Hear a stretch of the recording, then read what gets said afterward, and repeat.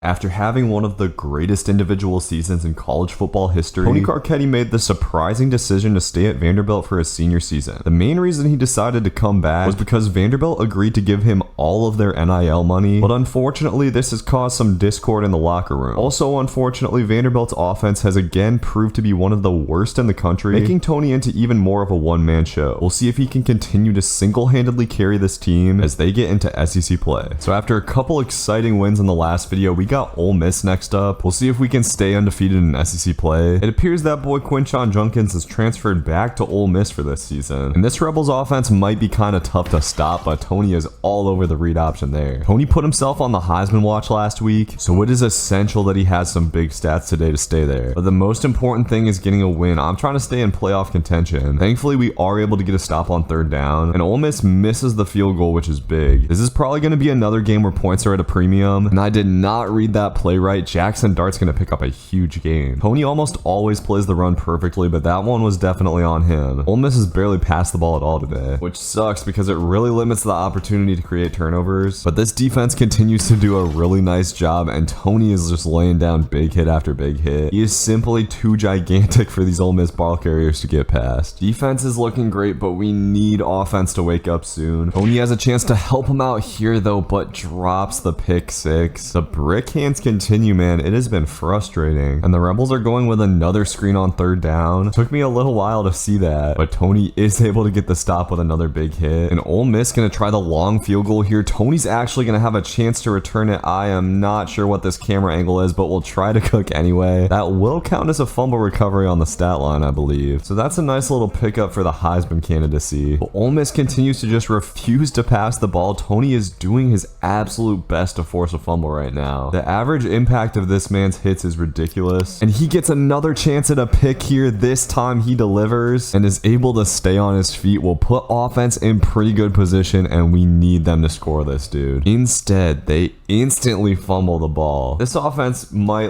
actually be worse than Iowa's offense was last year, and that is seriously saying something. Defense has just got to keep carrying, and we're able to get a sack on third down. I mean, stop after stop after stop and nothing. And I give Tony the credit, but the rest of this defense is balling out too. I feel like we should be in good position if we get a stop on this third down. Hopefully coach lets Tony get involved in the punt return game. And yep, after his big game time return a couple of weeks ago, he is going to get a crack at it, and he is looking fast. This punt return team is looking slow, and Tony might have a chance. He is at least going to get this into field goal range for the offense. And hallelujah, man, offense actually gets a touchdown, and Ole Miss is going with the screen again. You idiots. Tony picks it out of the sky and will take it a couple yards to the bank. That should hopefully bag this one up. Oh, and they're gonna run another one here. I don't know why, man, but Ole Miss runs more screens than any other team, and that'll make Tony's stats on the day look real nice, up to 4 turnovers. I think it's safe to say our boy is definitely on the way to 20 plus picks this season. I honestly think he could get 25 or 30, but he's got to stop missing these screens first. This game ended up looking a lot less close than it actually was, and I just don't understand the logic here. Why do these boys keep running screens? This is probably something that we are not going to get with the new game. And honestly, man, I'm gonna miss it. I love picking off these screens. Tony breaks the NCAA interception record with 30 in his career, and this one should probably put him atop the Heisman watch. 11 tackles, 4 picks, and the fumble recovery on the field goal. Despite the lack of offense, this Vanderbilt team has fought its way to a 3-0 record in SEC play, but this game against Florida might be the biggest test yet, and Tony's teammate is going to get a pick here. This defense has rallied around Tony, and dudes have been stepping up left and right in these past few games. If we're able to get a win in this one, the Commodores might be in the top 25 after this week, and I am baiting the hell out of that bounce route, but I don't know how bro had so much time in the pocket. Maybe got a little bit greedy here, and this is going to turn into a gigantic gain, 52 yards on the bounce. Okay, so that is obviously not ideal. Graham Mertz put that ball in the money, man. It is hard to throw over Tony. Got a chance to hold the Gators to a field goal here though. Unfortunately, that route absolutely cooks our man coverage. Eugene Wilson is pimping on us. All right, gotta try to find a way to come up with a goal line stop here. Tony is gonna navigate around the blockers for the big hit. He somehow always seems to find a way to make his hits big, and we're doing a pretty good job of defending this run game so far. For some reason, Tony is coming off the field on third down, and you know what that means. Florida is gonna score an easy touchdown, and offense turns the ball over right away. Defense is gonna have to work some magic. We'll see what we got in the tank on 3rd and goal, as Florida is going to run the triple option and Tony strings it out to make the tackle. A big time play from our boy. And I might as well stop complaining about the offense. They're going to be bad every game. We just got to accept that and roll with it. But man, it is so frustrating, and somehow Graham Mertz is going to get loose here. Tony somehow took himself out of the play, and things are starting to look really dicey now. This Vanderbilt offense has 0 first downs, and defense is starting to wear down after being on the field all game. Need to stop here to stay in the game, and the Gators are actually going to run a screen. Thankfully, our dude gets a big hit. Tony's teammates continue to come through, and oh my god, man, I'm going to go crazy. We fumbled the ensuing kickoff after the field goal. This is just unbelievable. Florida's going to get into the end zone and take a 3-score lead. And offense amazingly finds a way to throw a pick 6 or something before halftime, just when I think they can't reach new lows. This team is going to need a miracle comeback to win at this point, and Tony's trying his best to cause a fumble. 9 tackles on the day, but Tony's team just needs those picks from him. And here's one from his teammate. Okay, man, this Vanderbilt defense is really stepping up around Tony, but offense get nothing. What a surprise. If we lose this game, Tony is going to have a gargantuan task ahead taking this team to the playoffs. After another turnover from offense, Florida could seal it up here, and they're able to get that in there. That'll be the game. Offense musters 0 points, and while Florida scored 34, this defense was absolutely not at fault. So that is a big blow to the playoff hopes, but we're still in the picture and taking on Georgia today. Tony remains atop the Heisman watch in the loss. All right, so now we got a big one. Number 12 Georgia, and Tony is going to have a career game to get the win today. My guess is we probably need at least 2 defensive touchdowns to win this game, as Georgia's going to come away from this first drive with 3 points. And as expected, it looks like offense is not going to give us too much today. I'm going to stop complaining about it. We just got to do something about it here. Georgia's been running the ball a ton, so we got to take advantage of it when they pass it, and getting a forced fumble at some point would be real nice. Tony only with 2 tackles so far, and Georgia's going with a screen here. We will snuff that out easy. Man, if offense could just give us 1 touchdown, we'd be looking pretty solid. Georgia's offense hasn't been all that good, but they tricked me with this read option, and dude is in the open field. Tony is going to miss the tackle horribly, and dude is going to take this to the bank. That one hurts, man. Tony almost never makes a mistake in run defense, and he looked like an idiot there. It seems like Georgia's just going to try to play some keep away. They do not want to risk throwing a pick on 3rd down, but Tony is going to get the chance to cook on this punt return. Unfortunately, this Georgia defense is pretty quick. Offense actually got kind of close to scoring this time, and by close I mean they got to like the 40-yard line and punted for a touchback. But Georgia's going to be passing the ball a lot here before halftime, and they're chucking it up deep here. Our cornerback gets lost, and Ra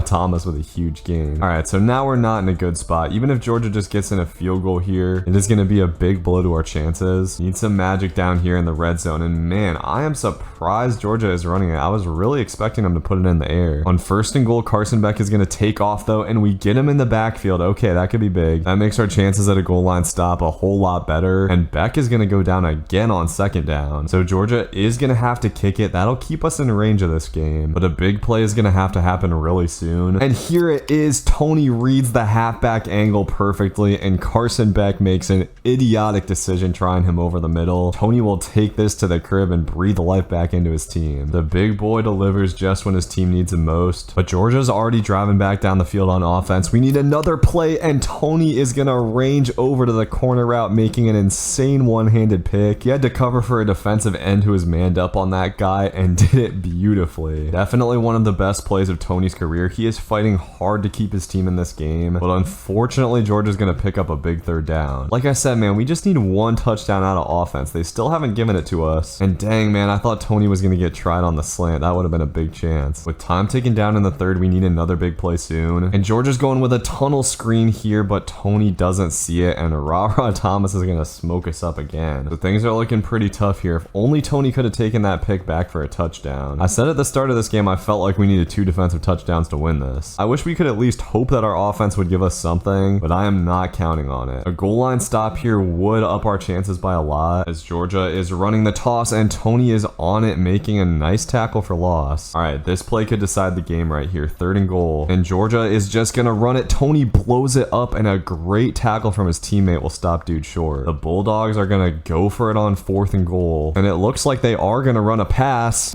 Thomas comes right into Tony's zone. I don't know what the hell route that was, but offense is not able to muster a single point, and now we'll really need a miracle to win this game. Tony's gonna need to catch a pick 6 on this play, and there's a swing screen. He might have a chance to get the pick, and he had it in his hands but dropped it. Come on, Tony. Played that absolutely perfectly too, and now he's gonna have to do some cooking, hitting the back juke, and he might have a little lane, only able to get 11 though. Oh my god, offense actually got some points, so this is technically not over. I would love if Tony could at least get a punt return here, but it needs some good run defense, and this is just a read option, but Tony gets blocked. That hurts, bro. So unless we get some kind of insane field goal block on this play, it's probably over, and Tony tried to get in there, but Georgia's gonna make it. Okay, now technically there's a chance here. If we were able to take a kick return back to the house for a touchdown, that would do it. Oh, Tony completely missed his block. He's gonna try to go get the kicker, and yeah, this is not gonna work out. Damn, man. So Tony puts up a fight, but it is just not enough. I was expecting Vanderbilt's offense to be tough, but I wasn't expecting them to be this bad. So at this point, I'd say we have like an outside chance at making the playoffs, but we'll have to win the rest of these games. All right, so I'm gonna say we definitely need a dub today against Missouri. As Tony gets a tackle on the first play, he's already crawling around on the Missouri sideline in front of these roadblocks looking players. And oh my god, I cannot believe it. Offense got a touchdown. That is so beautiful. It actually brings a tear to my eye. But Missouri's offense looking a little bit tough, I'm not gonna lie. Tony trying to murder their running back though, and look at him putting his hands on the quarterback just for no reason, celebrating. He's lucky he didn't get a little penalty for that. And Missouri trying to run the read option on 3rd down. We are on that all day. Missouri even misses the field goal. We love to see that, but I wouldn't expect offense to score again anytime soon. I'm feeling a Tony pick coming up soon, but Missouri has mostly refused to pass the ball, and that running back actually kind of put Tony in the ground. Tony does have 5 tackles on the day already though. No matter what the other team's style is, he is always the main ingredient for this Vanderbilt team. And we got a 3rd and 1 here right on the edge of field goal range. Missouri running the read option again, and Tony does an